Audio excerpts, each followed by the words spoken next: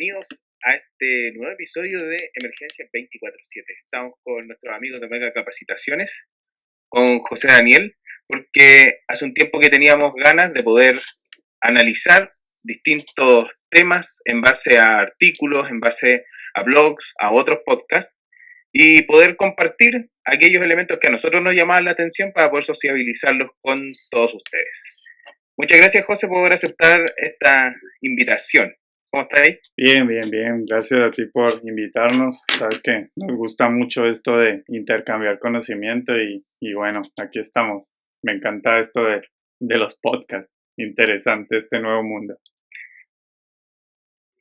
Buena. Contarle a nuestros amigos que vamos a hacer nuestro mejor esfuerzo por transmitirles la energía, la emoción que tenemos en este instante con los apuntes que queremos compartir, pero además que vamos a hacer nuestro mejor esfuerzo para que esto pueda ser repetitivo a lo largo del tiempo. Bien, así que para que ustedes también sepan de que vamos a tener este trabajo colaborativo.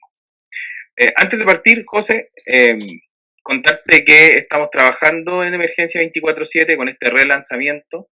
Ya estuvo bueno el año sabático que tomamos. La pandemia. Exacto, nos afectó demasiado la pandemia. Y me gustaría saber en qué está Omega Capacitaciones este 2021, que con esta pandemia que no termina. Wow, la pandemia está demasiado larga. Bueno, asumiendo todos los nuevos retos, ya creo que se han instaurado cosas muy interesantes como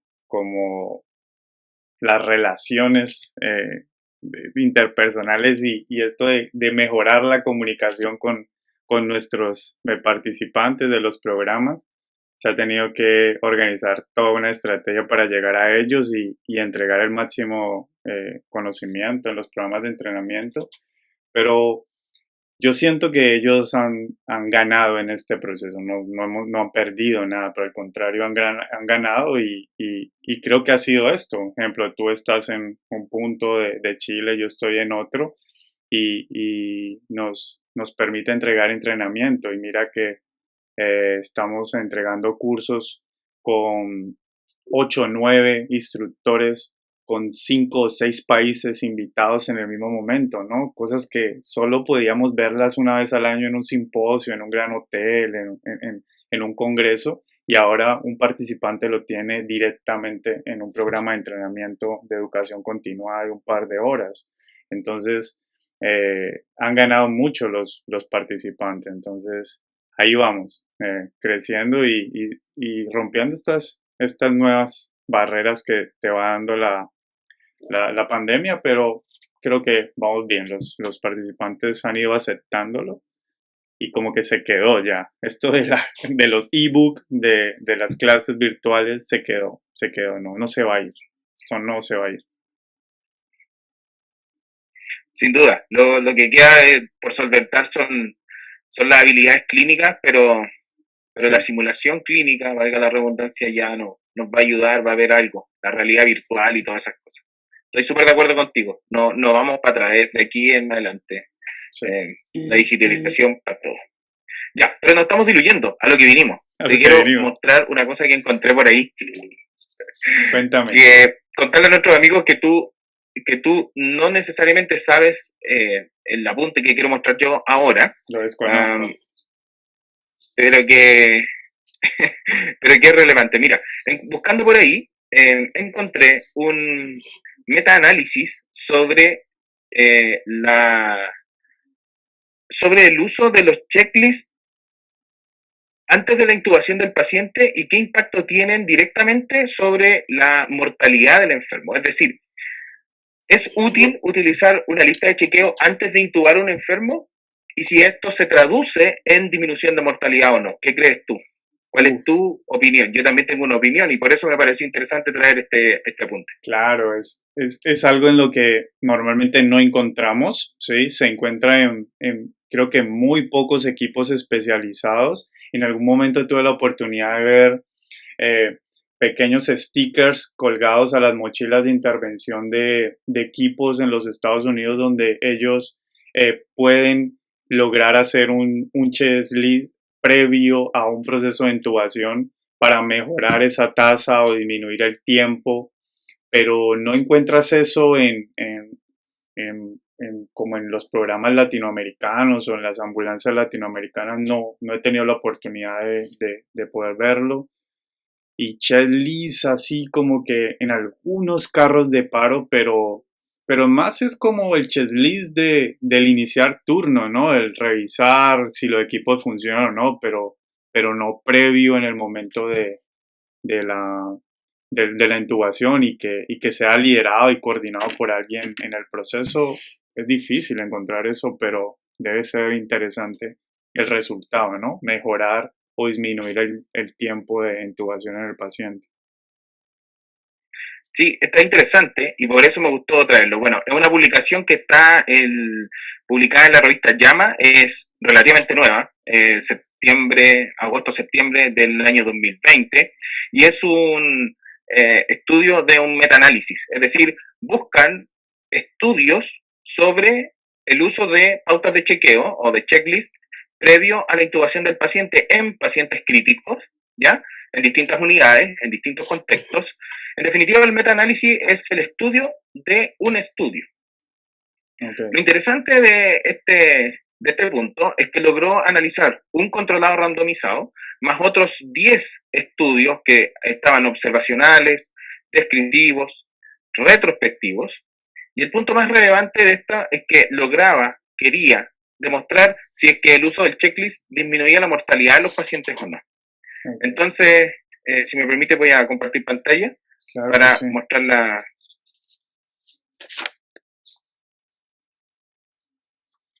Ahí está. Entonces, acá está la portada del artículo. En la descripción del episodio les voy a dejar el link para que lo puedan descargar porque es uno de estos artículos que son los que más nos gustan porque no hay que pagar para poder descargarlo y es abierto para que todos lo puedan leer. ¿Ya? Entonces, como les decía, el objetivo de esto es ver si es que la evidencia soporta que el uso del checklist peri-intubación del paciente ayuda a disminuir la mortalidad. Se estudiaron varios, buscaron en distintas revistas científicas, pero voy a ir directo al grano. Mi impresión, cuando leí el título, yo dije, evidentemente, sí, obvio, checklist es lo que necesitamos y va a disminuir la mortalidad de los pacientes.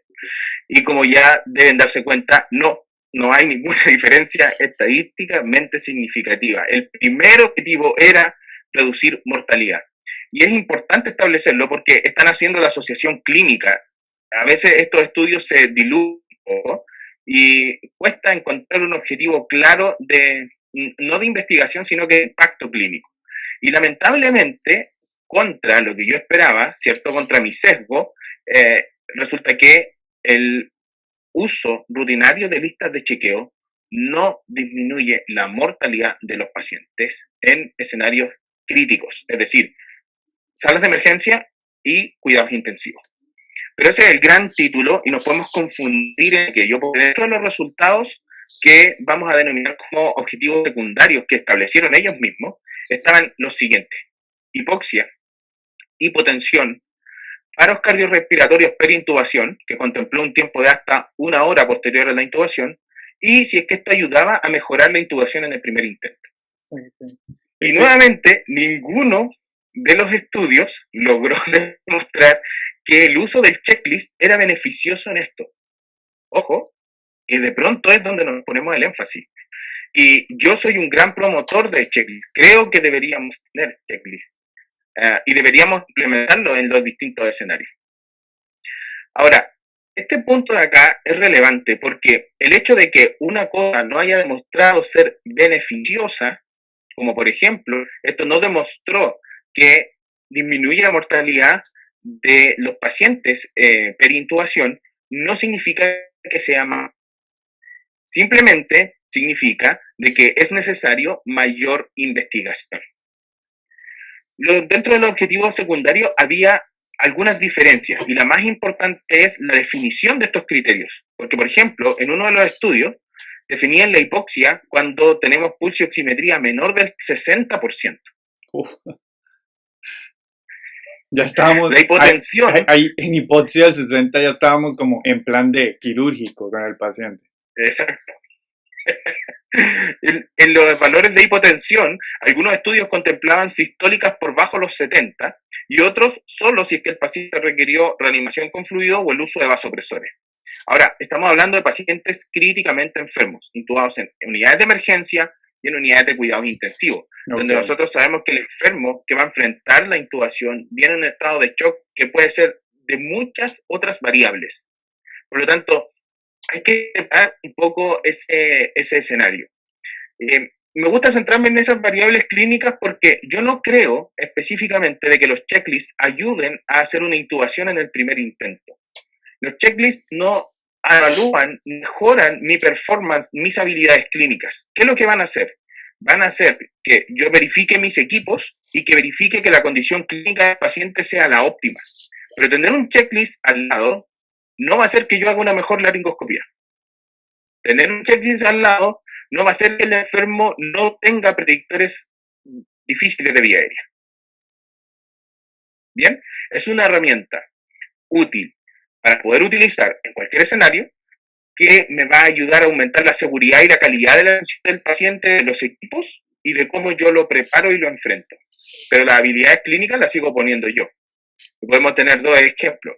Sin checklist, una persona muy entrenada, el paciente anda bien. Con toda la lista de chequeo y un novato en el manejo de la vía aérea, el paciente va a andar pésimo.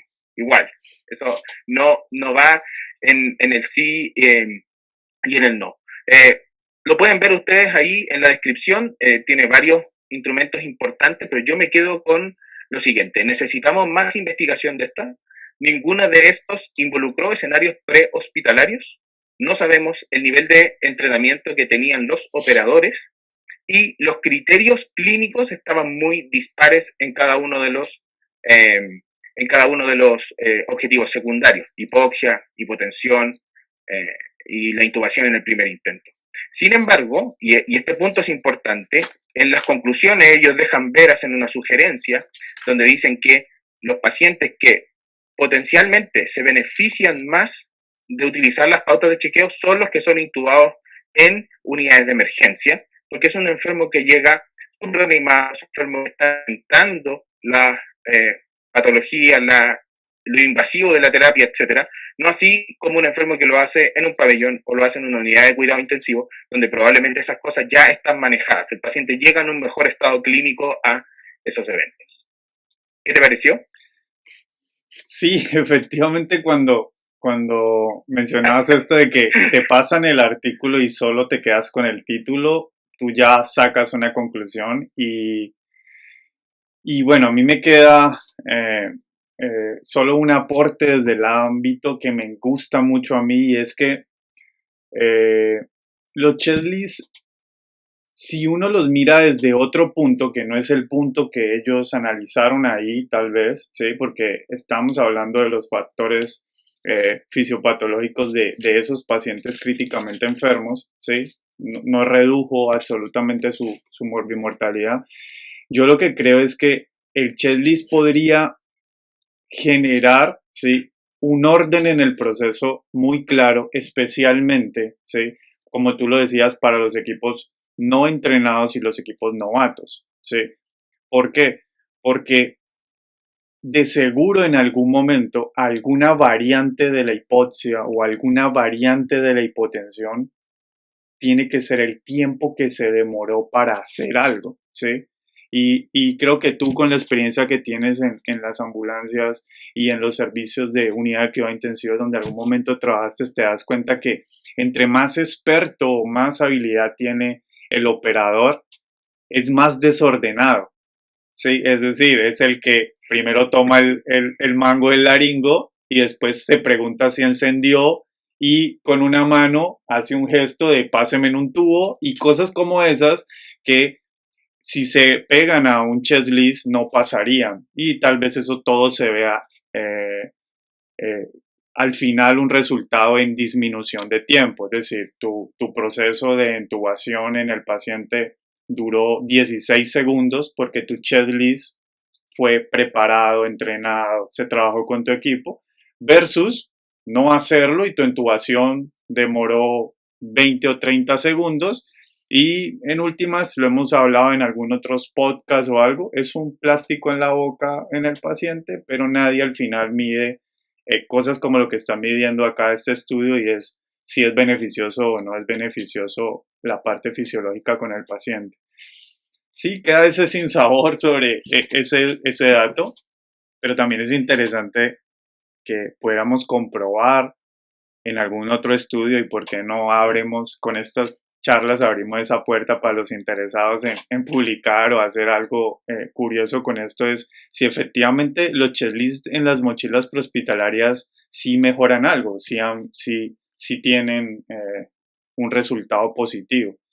Y bueno, me hubiera gustado involucrar otros objetivos, pero así son las publicaciones. Tienen un objetivo claro y solo quieren demostrar eso. Pero si de pronto también colocáramos otros objetivos, de seguro sí hubieran tenido cosas buenas los checklists. No sé, eso es lo que creo. Sí, no, sin duda. Yo creo que la lectura errónea de un apunte así como este es pensar lo que decía yo, que el checklist es malo. No que sirve. como no mostró disminuir la mortalidad, entonces es malo, es un instrumento que no hay que utilizar.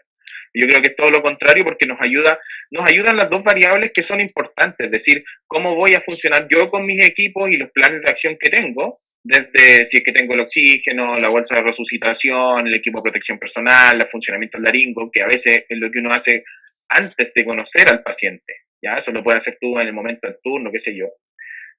Y después toca la variable de cómo enfrenta al paciente. Es decir, está oxigenado, cuál es su pulsioximetría, cuál es su sistólica, la secuencia rápida de intubación es adecuada para las necesidades del paciente, etcétera. Lo que no cambia el checklist, y ese es el punto, es que es un instrumento más, pero el checklist no cambia tu nivel de entrenamiento, tu habilidad, etcétera.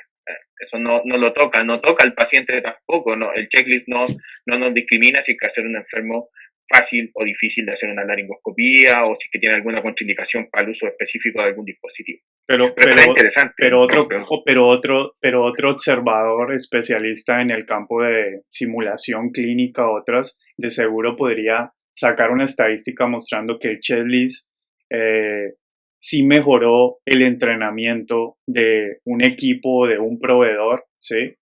Y si un proveedor está mejor entrenado o tiene más habilidades, de seguro al enfrentarse a un paciente críticamente enfermo, pues lo va a beneficiar. Solo que al final, tal vez el checklist no afecta a los factores fisiológicos como tú lo mencionaste. Claro. Ahora, este estudio específicamente discriminaba y decía, no estudiamos ninguna publicación que tenga que ver con simulación clínica o entrenamiento. Es decir, solo con pacientes. ¿Ya? Y sí, súper de acuerdo. O sea, un checklist es una pauta de evaluación en cierta medida, muy rudimentario, pero útil, es seguro. Entonces, en escenarios de entrenamiento o simulación clínica, sin duda que es lo objetivo, es lo que podemos medir, son las cosas a las cuales nosotros sí podemos plantearle mejora al alumno en la fase de proceso de enseñanza-aprendizaje. Ya, bueno. Pero ese era el que tenía para compartir contigo. Qué bueno. Qué bueno que te gustó y esperamos que a las personas que nos están viendo y nos van a escuchar también les guste. Sí, así es. Dale. Dejas el enlace, ¿cierto? Para que lo podamos... Sí, en la descripción lo dejamos y ahí lo pueden descargar. Súper. Bueno, te cuento que, bueno, yo a diferencia de lo que traes ya como un paper que puedan descargar directamente, traigo más una lectura de análisis en el que me gusta seguir un blog, sí, un blog que los invito a todos, hay mucho contenido interesante que efectivamente pues son publicados por expertos y le dan esa mirada y ese análisis amigable que a ratos necesitamos sobre los estudios, ¿no? Yo he encontrado mucho que los papers pasa eso, tienes que saber leerlos, saber analizarlos y en algunos blogs pues efectivamente ya hay un análisis claro de experto y me gusta seguir este blog, este se llama Critical Care Now o Cuidados Críticos Ahora, ¿sí? Es una página web bastante interesante y tiene un análisis del uso del buggy, ¿sí? Y me gusta mucho porque hemos visto cómo el buggy, especialmente para el territorio chileno, fue una semilla que yo siento que se sembró hace 3, 4 años y ha crecido abrumadora en muchos servicios prehospitalarios en Chile y servicios de urgencia. Y bueno, me gusta mucho entender si funciona o no funciona, y efectivamente hay un análisis que se llama Boogie Fear Intubation, o la primera intubación, de que el Boogie se use como esa primera herramienta en el proceso. Así que pues te voy a compartir un poco sobre lo que ellos hacen ahí. Ahí te voy a compartir la página web para que la puedas ver. Creo que ahí ya la puedes ver, sí. Sí, Ok, lo veo claro. perfecto. Si no me equivoco, José, me parece que uno de los autores o alguien creo que tiene un podcast también, Sí, efectivamente. casi seguro. Efectivamente, la persona que hace el análisis. No tan bueno como el de nosotros. Oye, no tan bueno como Emergencia 24/7, No pero tiene- está casi. No tiene ese nivel aún. No, Efectivamente, aún mira, no. efectivamente es este señor, Terry Tron, que es un emergenciólogo. Él tiene también un podcast y maneja este blog. Y efectivamente, te cuento que sobre esto, pues ellos primero hacen un pre-resumen interesante, donde justamente yo resalté una parte que me gusta, que te la voy a leer, y dice que en los últimos 3 años el boogie ha ganado mucha atención. Y mira que no estamos tan alejados. Cuando empecé a leerlo, eso me atrapó un poco, te confieso, porque calculo más o menos que llevamos 4 años sembrando una semilla con programas de entrenamiento de manejo de vía aérea, y ellos tampoco están tan alejados, ¿no? Y ellos pues son tercermundistas, como muchos los toma, y mira, efectivamente él parte con esto y nos habla exactamente de que a través de 2 ensayos que se habían realizado en el condado de Hennepin, que eso es Minnesota exactamente, ellos lo que hicieron fue que en un primer ensayo que estuvieron analizando, mostró una asociación con un mayor éxito del primer intento, ¿sí? En una revisión que hicieron en los departamentos de emergencia. Eso fue una revisión retrospectiva. Y un segundo ensayo que revisaron, un segundo punto, fue un estudio histórico en el que se asignó al azar la decisión de entubar con boogies o entubar con estiletes en el caso de presentar manejo de vía aérea, y mirar el éxito que tuvo esto, ¿no? Y efectivamente ellos empiezan a analizar estos conceptos, y pues llegamos a varias cosas, que todo esto está basado casi siempre en atención en las unidades de cuidados intensivos. Entonces, la mayor recopilación de esto se da directamente en unidades de cuidados intensivos, pero el blog empieza a analizar algo muy interesante, y es de que dice que ahora tenemos más evidencia de que el boogie ha mejorado el éxito del primer paso en los sistemas de emergencia médico prehospitalaria. Ejemplo, hace una referencia en Seattle, en Washington, ¿sí?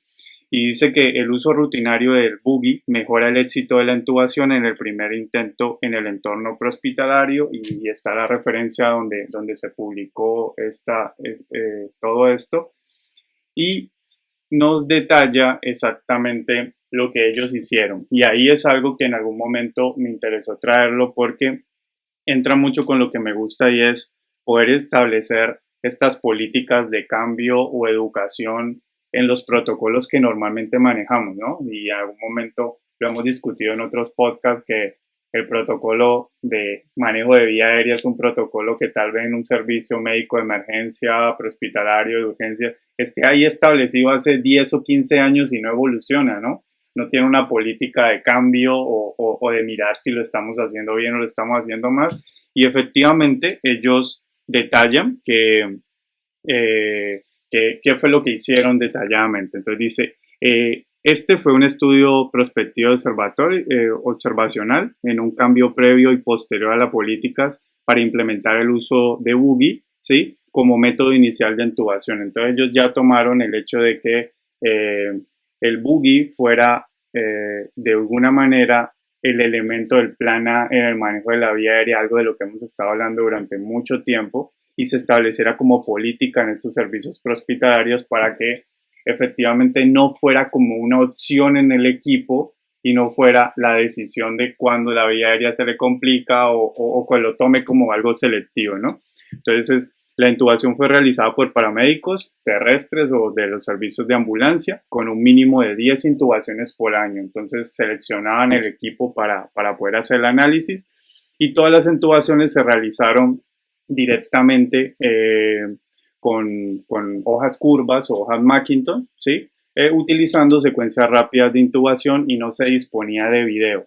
Y justamente es algo bien interesante porque tú si encuentras algunas publicaciones en servicios, ejemplo, de servicio de transporte aéreo helicoportado en los Estados Unidos, donde empiezas a leer y tasas altas de éxito en la intubación con buggy, pero siempre decidían que usar el videolaringoscopio era la primera elección. Aquí no, aquí se fueron al estándar tradicional, ¿no? Y justamente el periodo de control se definió como 18 meses antes del cambio de la política y hubo un periodo de entrenamiento de 3 meses para implementar el uso del buggy. Entonces, creo que en algún momento lo hemos hablado y es que muchos protocolos están basados en el hecho de establecer algo, ¿no? Poner un torniquete en una mochila, en un servicio de urgencia, en un carro de paro, pero nunca hay el entrenamiento de cualquier dispositivo. Y aquí vemos que sí hay un entrenamiento previo del equipo para decirle, bueno, aquí está el buggy y venga, lo entreno durante 3 meses para poder mirar que usted sí sepa hacerlo y podamos medir un antes y un después de establecer las políticas. Entonces, eso está interesante en esta publicación.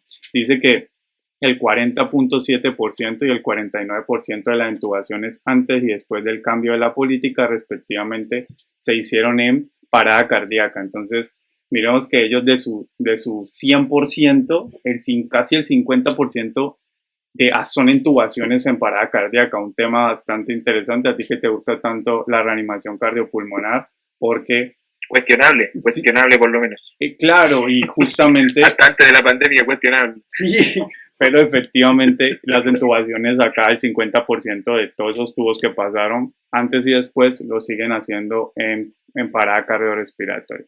Y mira que acá en la parte de los resultados, pues hablamos del periodo de control, pero me voy a centrar más en el periodo de la utilización del buggy como tal. Entonces, mira que mencionan que de 771 pacientes entubados en este periodo post establecimiento de la política y que ya estaba el entrenamiento, el 97% fue exitoso en el primer intento, ¿no? Y el 77%, perdón, y el 81.3% de los pacientes entubados con el buggy después del cambio de la política. Entonces sí vemos efectivamente un cambio radical grande y efectivamente cuando se compara con el periodo previo de control donde las tasas o los porcentajes son bajos. Quiere decir que en el fondo esto de establecer el buggy como un elemento seguro, como un elemento que si se entrena al personal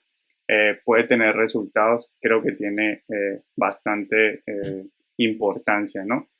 Una cosa que muestran ellos también en esta tabla es que efectivamente en el prehospital no hay tiempo de analizar mucho la vía aérea, ¿no? Entonces, establecer qué te vas a encontrar al abrir la boca en un ambiente prehospitalario va a ser mucho más difícil y efectivamente ellos determinan basado en esta clasificación de Cormack, donde dependiendo de la visualización, pues podemos ver que es bastante interesante que al menos con el buggy, con una visualización de Cormack 4, aumenten al 14% de un 6% que tenían antes del periodo de control. Pero vemos cómo efectivamente, igual en visualizaciones 1 y 2, que podrían ser las más comunes que se encuentran, sí vemos un aumento significativo del 60 al 85%, ejemplo, en una visualización de Cormack grado 2. Entonces, muchas personas siguen cuestionando si el buggy sí o no, si es bueno o no es bueno, pero efectivamente creo que todo lo que muestre un aumento significativo del porcentaje en el éxito del manejo de la vía aérea en los pacientes, pues definitivamente hay que seguirle trabajando, seguirle publicando, seguirle sacando datos como los que ellos sacan efectivamente. Entonces, los invito a leerlo. Es bastante interesante lo que efectivamente nos comentan en este blog. Y me gusta, siempre me gusta porque ellos como que te dan una crítica bien constructiva sobre el análisis de las publicaciones, de los ensayos. Así que este se los vamos a dejar en el enlace y es el que te traigo. ¿Qué piensas tú sobre esto, David? Bien, bueno, tú sabes que soy amante, usuario del boogie, creo en el boogie. Eh, no es la solución, lo que pasa es que nosotros de repente lo mismo, voy a hacer un paralelo tal vez con el instrumento de los checklists. Nosotros de repente creemos que estas cosas necesitamos un elemento y eso va a solucionar todo. Entonces, si tenemos el checklist, todo bien. Si tenemos el boogie, todo bien. Y nos cuesta entender de que esto es mucho más integral. Y los instrumentos por sí solos no van a solucionar el problema a no ser que las personas sepan cuándo y cómo utilizarlos. Entonces nosotros necesitamos soluciones integrales. Ese es el punto. A mí me gustó mucho, primero el blog, cuando me lo mandaste en la tarde, lo estuve revisando, tiene temas muy interesantes, muy actualizados, con autores bien connotados, la verdad. Eh, y lo otro que me gustó, más allá de que el boogie tenga utilidad y cuán útil sea, está el punto de que todas estas instituciones tienen cosas saldadas que nosotros tenemos que trabajar todavía. Como por ejemplo, ellos logran analizar 18 meses hacia atrás y logran saber su tasa de éxito en la incubación. Tienen sus perfiles de incubación. Logran definir cuál es el nivel de destreza que tienen sus paramédicos. ¿Te das cuenta? Entonces, nosotros miramos 18 meses atrás y ¿qué nos vamos a encontrar? Tenemos eso, sabemos. Hoy día hay alguien en una institución que puede levantar la mano y decir, sí, mira, mi tasa de incubación en el primer intento es X%. Te aseguro que incluso en unidades de alta demanda, emergencia, unidades de cuidado intensivo, probablemente eso tampoco esté tan resuelto. Entonces, estos estudios como que a nosotros nos motivan para seguir estableciendo, seguir levantando la voz de que existen instrumentos que son útiles, pero que estos instrumentos van a ser muertos si es que no se trabaja en el programa educativo, en el nivel de entrenamiento y en el seguimiento y levantamiento de datos. O sea, inevitablemente es una mezcla de cosas. No sé si me explico, no es una cosa que... Con esto no quiero decir que el boogie sea malo, para nada, simplemente que el boogie no es la solución si es que no va a ir acompañado de levantamiento de datos, entrenamiento, seguimiento, y etcétera. Sí, así es, sí, pero también estas cosas son interesantes porque no sé si te pasa que, eh, digo de la siguiente manera, suena raro, pero yo siento que me puede dar miedo que el boogie se convierta en ese elemento castigado de la fase prehospitalaria como lo fue el torniquete por muchos años. Es decir, entraba y salían recomendaciones positivas y recomendaciones negativas y lo que necesitamos todos es, por el contrario, más literatura que apoye elementos como estos que sean beneficiosos en el manejo de la vida aérea del paciente. Sí, sin duda, sin duda. Lo que pasa es que a veces estas cosas son como muy moda, entonces se levantan muchos detractores, se levanta mucha gente que está a favor y se ensucia un poco la discusión. Pero sí, son elementos que a la larga la medicina basada en la evidencia nos está hablando de que van a cumplir utilidad. Sin duda después de esto, porque haciendo la investigación, por lo menos que estaba haciendo yo para buscar los papers, hay varios apuntes, por ejemplo, sobre la utilidad de los checklists en paciente COVID, la intubación del paciente COVID, la estrategia y el abordaje del manejo de la vía aérea ha sido tan agresivo por la pandemia que nuevamente vuelve a estar muy, muy de moda. Entonces, todos estos temas van a cobrar más relevancia y mayor importancia. Sí, claro. ¿Qué te pareció el episodio? ¿Cómo vamos hasta ahora? ¿Cómo te sentiste? ¿Cómodo? Bien, bien, bien. Esto es nuevo, el de que traigamos algo para que la gente se motive a esto de la lectura y conozca. Y bueno, me gusta mucho porque creo que muchas de las personas que te oyen les gusta leer mucho, pero leen en soledad y estos ambientes son muy bacán porque permite intercambiar ideas y pensamientos de cada una de las lecturas que tengamos, sean publicaciones, blog, o cualquier otro tema interesante en el ámbito de la emergencia. Excelente, súper. Oye, ¿sabes qué? Bueno, además te quería, como te dije, me gustaría que pudiéramos hacer una recomendación en general de cualquier elemento o cosa que nosotros encontremos que sea relevante para las personas que nos están viendo, para los amigos que nos escuchan ahí en, en Spotify, en YouTube, donde sea que estén. La persona que a esta altura sigue escuchando el episodio. Pero bueno, esta recomendación entonces es para ti, amigo. Y hay un libro que yo leí hace algún tiempo atrás y que creo que es muy, muy bueno. Es un libro de Daniel Goleman. Daniel Goleman es el psicólogo, que tiene un doctorado en psicología, en neurociencia, me parece, y es el que escribió Inteligencia Emocional. Y de Inteligencia Emocional le fue sacando distintos hijos, por decirlo de alguna manera.